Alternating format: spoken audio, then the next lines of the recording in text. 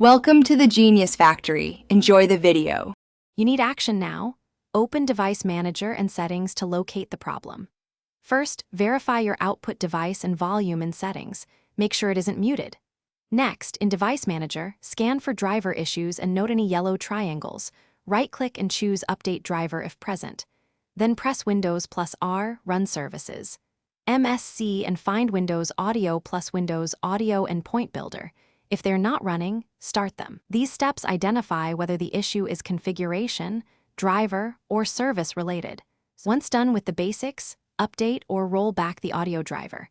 Right-click your audio device in Device Manager, choose Update Driver or Properties Driver Roll Back if the problem started after an update.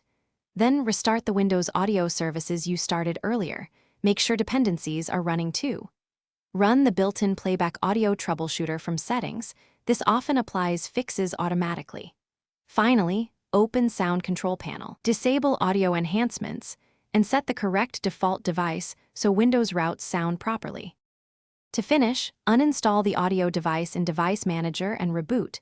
Windows will reinstall the driver, which often clears the red X. If that fails, perform a clean boot to isolate startup conflicts or restore to a prior system restore point made before the issue began. Make sure to test with headphones and external speakers and try another user account to rule out profile corruption. If the red X stays, try one key troubleshooting tip. Create a fresh Windows user. If audio works there, migrate your files and reset the original profile. Thanks for watching. If you found this helpful, don't forget to like and subscribe.